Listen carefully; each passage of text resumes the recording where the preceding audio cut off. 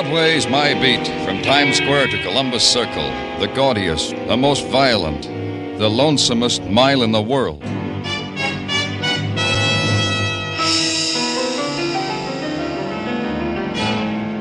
Broadway's My Beat, with Larry Thor as Detective Danny Clover.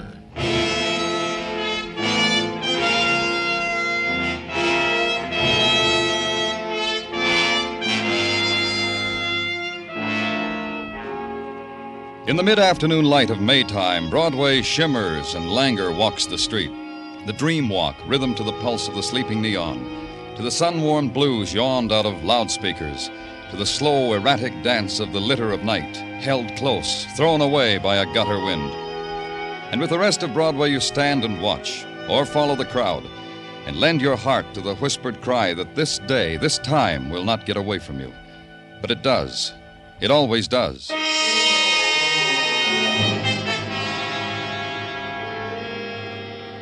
The web of blood in the alley was already dust-heavy, its threads leading you to the man huddled in a forgotten anguish against the flaking brick of an alley wall, his hand still clutched to the bullet wound as if he tried to claw out the pain and never made it.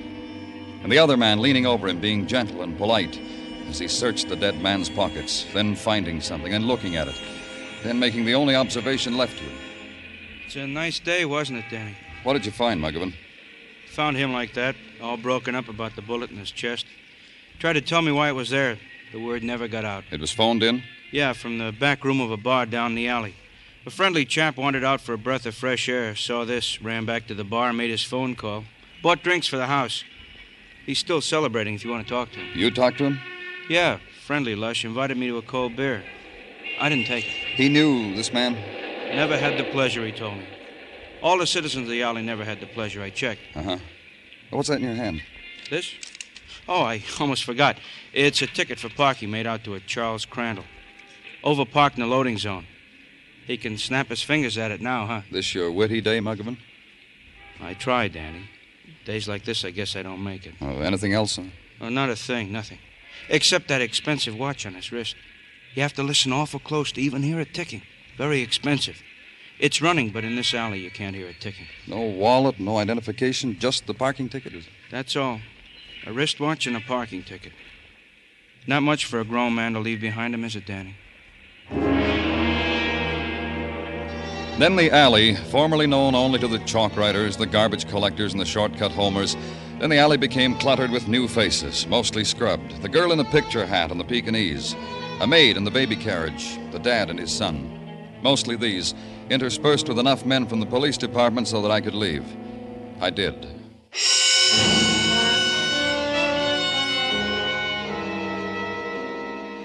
Back to headquarters briefly with a traffic ticket, and to the traffic department, long enough to check an automobile license number against a name and be given an address.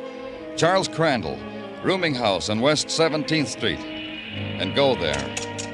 Wait a few seconds until the woman at the front door had finished shaking out her mop. Good morning. Guess I should say good afternoon. House cleaning, you sure lose track of the time. I'm looking for Charles Crandall. I'm from the police. Oh, my. Charlie hasn't done anything, has he? Is he home? I wish you'd answer me. I'm his landlady, and I never had a better roomer than Charlie.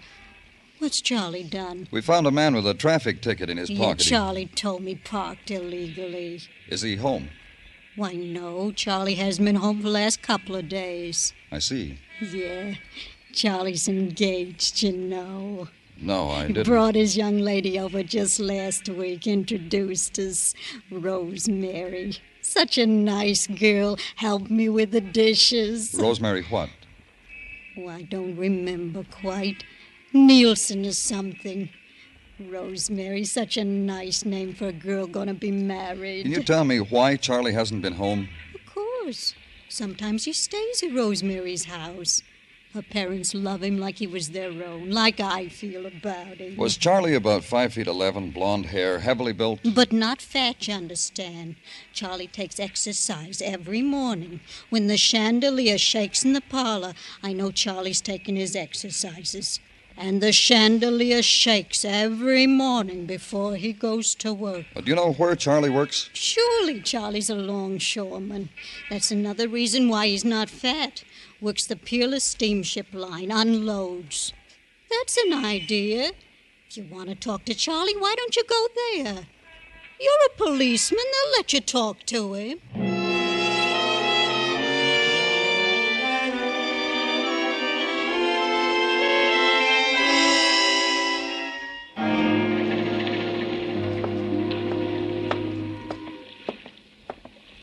The foreman said your name was Charlie Crandall. Yeah, that's right. I'm from the police. Oh, the parking ticket, huh? I'm not surprised. I am. I didn't think you were alive, Charlie. Come on.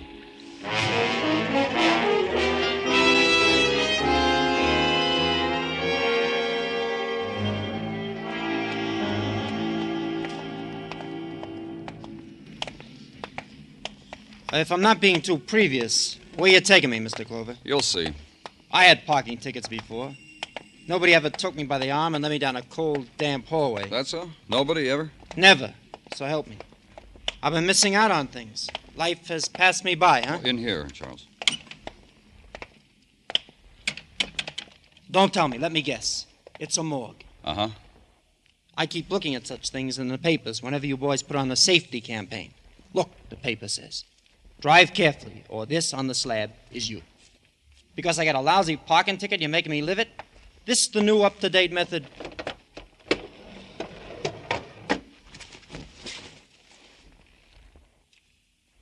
There's a chill in the air here. How come I'm sweating? Take a good look, Charles. I'm looking. I make you a promise. I will drive carefully, observing all the traffic signals, and I will never overpark in a loading zone again. Promise. Cross my heart. Gypsy blood oath if you want. You know him? Cover him up. Put him back. I've had him. I said something, Charles. You know him? Who knows people who ask for this kind of thing? A shelf for a grave. I'm grateful to you, though, Mr. Clover. You've introduced me to a new experience. You've given me a memory I never had before. We found this parking ticket on him, Charles. Yours. Huh? Look at it, yours. Why do things like this happen to a man like you? It's very complicated. I'll listen. You sure you got the time? You got nothing better to do? Down here, there's all the time you'll ever need. Fortunate me. That's right, Charles. Count your blessings. What I'm building up to if you give me the chance. Last night was a blessing. Maybe this, what you're showing me, was a part of it. I wouldn't know. When the mood hits you, the part you know. I'll wait.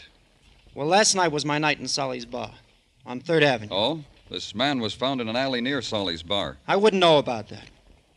All I know is Solly's a man with an open ear. I cried into it. Yeah, you'd had a tough day. That, too. I'm a longshoreman, remember? That, too. So you cried a glass full of tears into Solly's ear. Yeah, about the engagement ring I needed for my girl. Or my betrothed, I call her. About the engagement ring I couldn't afford to buy for her. Because a man like me don't lay away for things like that. Must have been very dramatic. Yeah, I put it on. Maybe more than it needed. Because a girl walks over to me, runs her fingers across the beard on my cheek, tells me she has heard the whole thing, well, the big trouble I'm in with my betrothed. And she stopped your weeping. You could say that. She told me there was a jewelry store, Scully's jewelry store, down the street, to come with her, to pick out any ring in the window I wanted. Like a fairy tale. Yeah, you could say that. So I went with her, pointed to the fattest ring in the window with the fattest numbers, a star sapphire. She says, meet me again tomorrow. I'll get it for your half price. Good girl to meet in a bar. You'll never dream how good. After that, she takes me back to Solly's, lets me exchange my other sorrows with her. You had more? Only one more I could call to mind, at the time. The parking ticket. Well, she says, give it to me. I know where to fix it. You believed her. I hear it's been done. And that's the last you saw of the ticket. The gypsy blood oath, if you still want it. Who was the girl? Helen, address Solly's bar on 3rd. Go to her, Mr. Clover. A girl like that can ease many sorrows. Just ask for Helen. They'll know. Don't thumb through any travel folders, huh, Charles? Why should I? I found a home here. Cover him up, huh, Mr. Clover? It's chilly in here. Solly's bar on 3rd Avenue, the boy had said. Go there and ask about a girl named Helen. because Charlie had given her a traffic ticket, and the ticket had turned up on one John Doe, dead on arrival. 3rd Avenue is a tenement 5 stories high and miles long. At 9 o'clock, the night is going full blast. The open-air card games for juveniles only, the doorstep trysting places. And every 7 minutes, the elevator screams. Somewhere between Com-Chu's Hong Kong hand laundry, special attention paid to pleated dress shirts, and the Blue Star delicatessen, cream soda and hot corned beef 2 bits, somewhere between there was Solly's bar. I walked in. What's yours, friend? Beer. Make it draft. Uh-huh.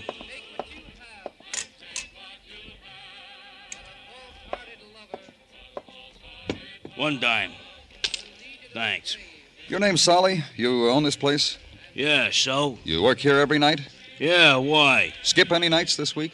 Hey, what's with you, Buster? You spent the dime, drink your beer, listen to the music. I'm looking for Helen. Who? Helen, tall, blonde, you know. Look, Buster, You're here every night, aren't you? You ought to know Helen. I want to show you something, friend.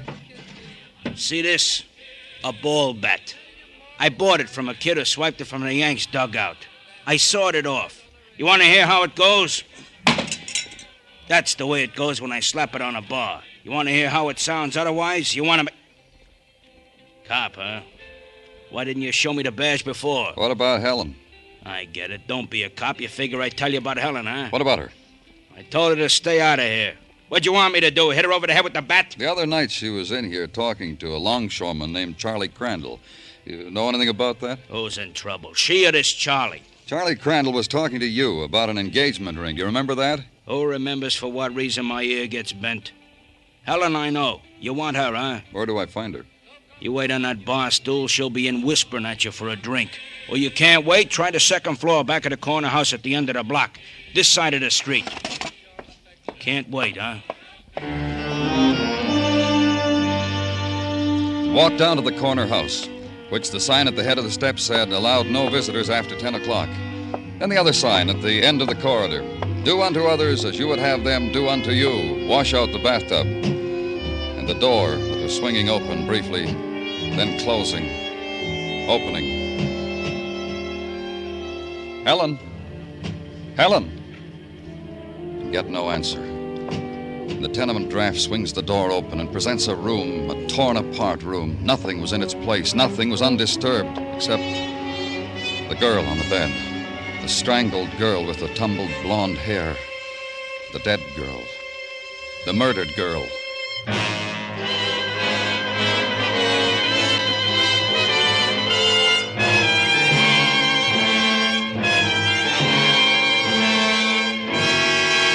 You are listening to Broadway's My Beat, written by Morton Fine and David Friedkin, and starring Larry Thor as Detective Danny Clover.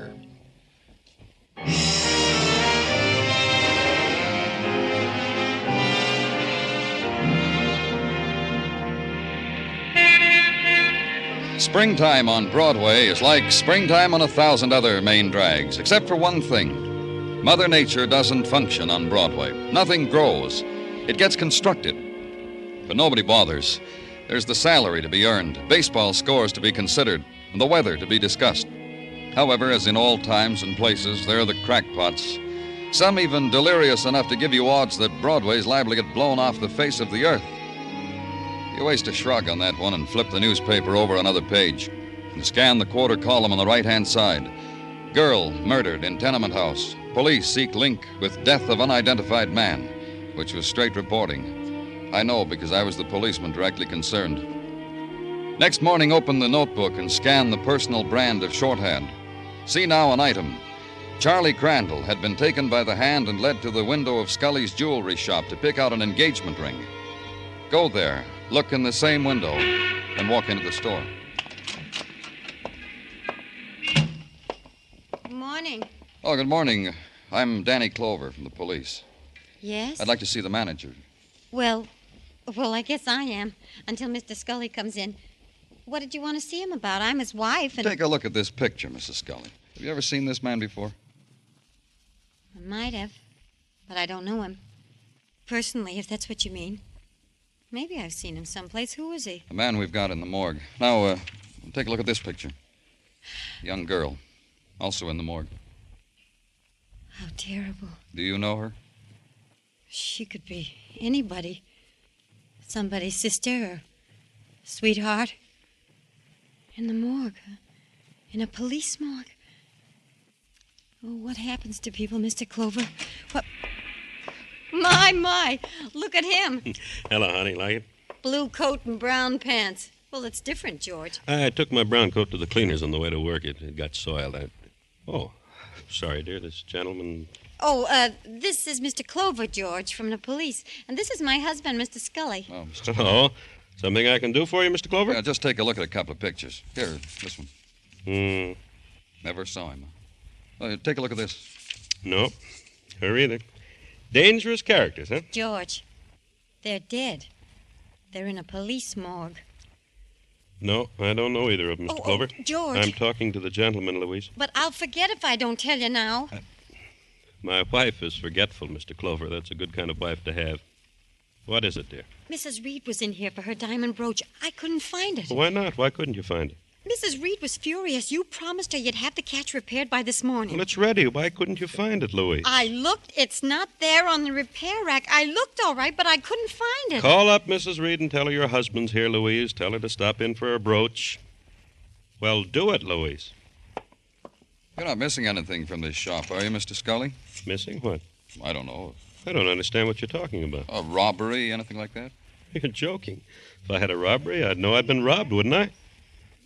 You want anything else, Mr. Clover? No? Then you'll pardon me, won't you? Sure you will.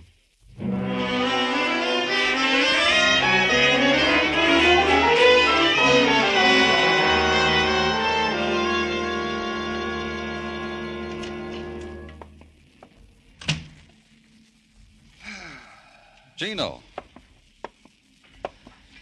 Oh, what's the matter, Tartaglia? You got a big sadness? From your office window, Danny, you can see the harbor and the yacht. It makes you unhappy, huh?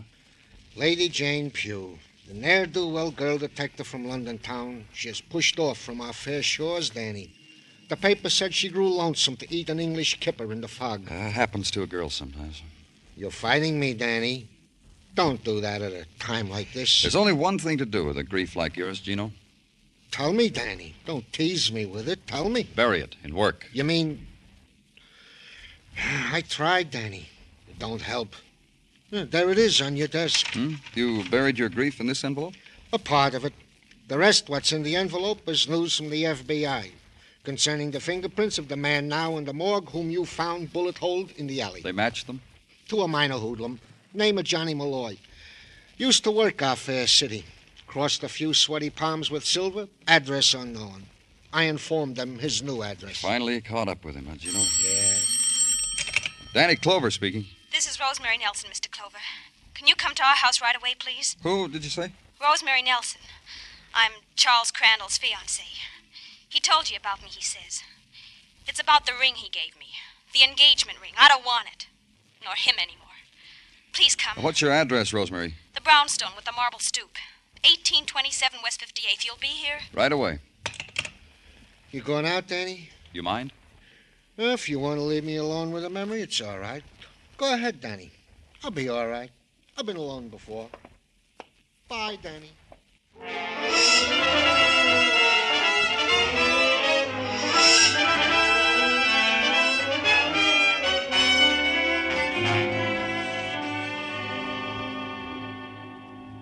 Don't pay any attention to her, Mr. Clover. She's upset. A lover's quarrel upsets a girl like Rosemary. I know. We've had them before. And that's all it is, Rosemary? Just a quarrel that needs a policeman to referee it? Look at this ring, Mr. Clover. Beautiful. Star sapphire, huh? Take it. I don't want it. Give it back to whoever Charlie got it from. You know where I got it from, who I got it from, how I got it. Don't make a tear-stained production out of it. I'm not crying, Charlie. Not anymore. That's one thing I used to like about you. You never gave me a reason to cry. You got a star sapphire, didn't you? Is that what eats you? Because you never had a thing like that before? Because the star shoots pains through your head? Leave me alone. Just you leave me alone, you hear? Rose, honey. Where'd you get the ring, Charles? Honey, Rose, baby, listen to me. I told you I'd tell the police. I dropped into Scully's jewelry store a little while ago. I noticed a little square, clean place in the window, like where a ring box had been. This the ring, Charles? Yeah. You need an engagement ring, lonely man. Take it. Looks like I don't need it anymore. Helen Griffith get it for you like she said she would? Half price and everything? Half price and everything. You could go ask her. Except I read in the paper she's dead. So you'll have to take my word for it, huh? You were with her. You were with her. And she sold you the ring. And now she's dead and you want me to wear it. Get him out of here. Get him out. Yeah. Why don't you do that, Mr. Clover? It ain't the same between Rosemary and me anymore. So why don't you do like the pretty girl asks? Let's go, Charles. I'm sorry, Rosemary. Oh, leave me alone. Just you leave me alone, you hear? What are you waiting for, copper? What is it? Come on.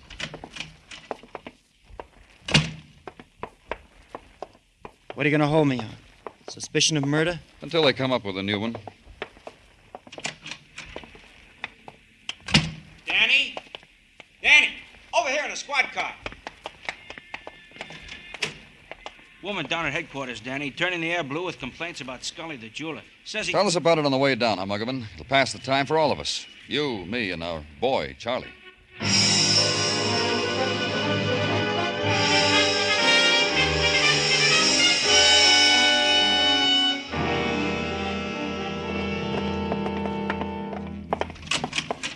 Well, finally. This is Danny Clover, Miss Christie.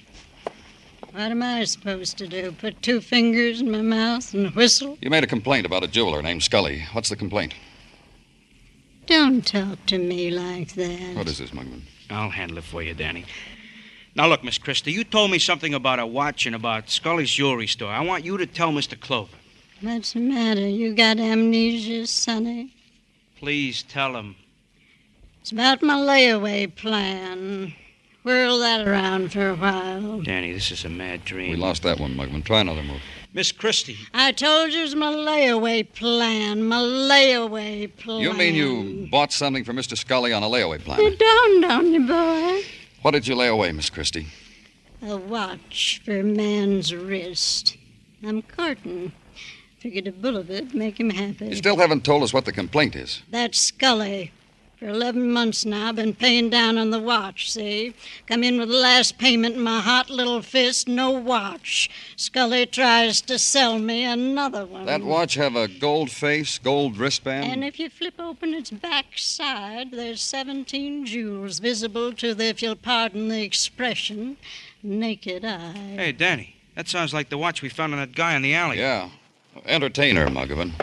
You heard what the man said, Sonny. Entertainer.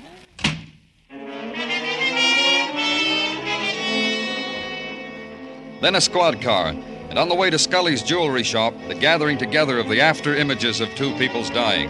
Item, Miss Christie. The fact that her wristwatch had disappeared from Scully's store had turned up on a murdered man's wrist. Item, Helen. The fact that she had gotten a star sapphire from Scully at a big saving. The fact that she'd been murdered. Conclusion, Mr. Scully had been robbed, or he'd been giving away merchandise. Anyway, it was a conclusion that needed Mr. Scully.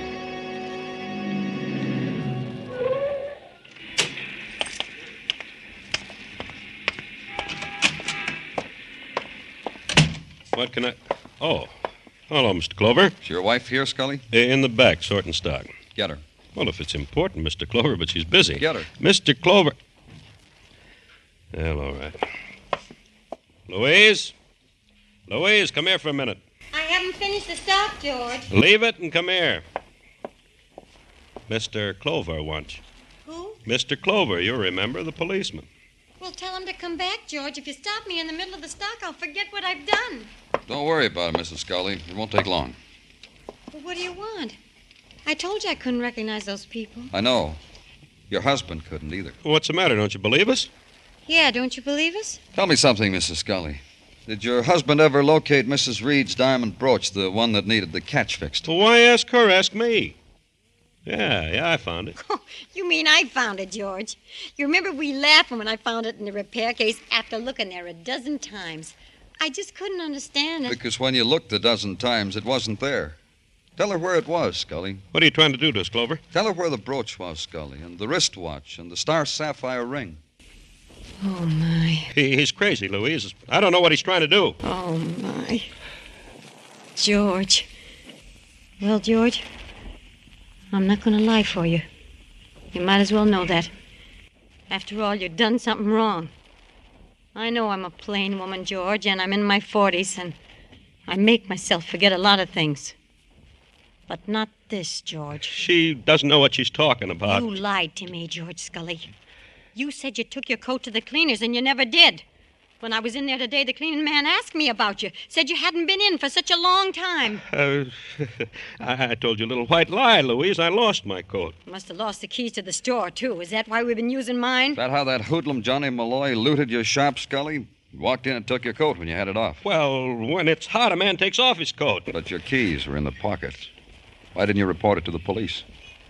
Because you were with that woman again, weren't you, George? That's why you couldn't report it. But I was only drinking with her in a bar. I don't care what you were doing. After all, you promised me. Louise, I lied for you about the pictures. But I'm not going to lie anymore. Not about her, even if she is dead. Louise! What do you want me to say? I don't know. Tell her you killed Johnny Malloy, only he didn't have the loot. He'd already given it to Helen, so you had to strangle her to get it. And you got it. Hey, I don't know what got into me, Louise. I didn't want you to know. It was such a beautiful night. I was walking along. I stopped to light my pipe. It was in front of the bar, and I heard a tap on the window. It was Helen. She waved me in, and I just didn't want you to know. But you promised you wouldn't. And now look at you. George Scully. You're a murderer. I think we'd better go, Scully. Louise, you gotta help me. We'll get a lawyer. He'll tell you what to say. I won't lie, George. I just am not going to lie anymore.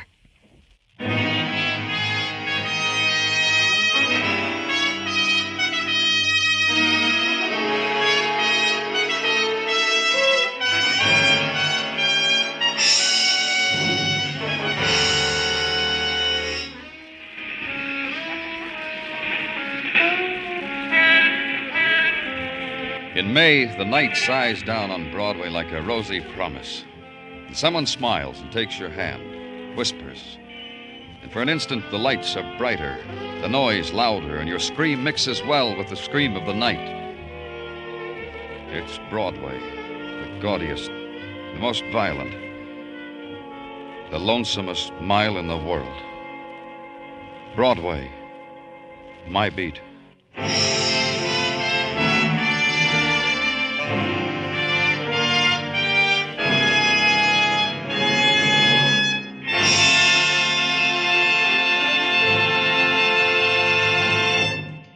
Broadway's My Beat stars Larry Thor as Detective Danny Clover with Charles Calvert as Tartaglia and Jack Crucian as Muggavan.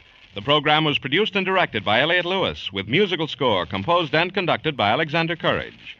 In tonight's story, Lou Merrill was heard as George Scully, Jeanette Nolan as Louise Scully, and Adam Williams as Charles Crandall. Others in the cast were Peggy Weber and Joy Terry. Joe Walters speaking. This is CBS, the Columbia Broadcasting System.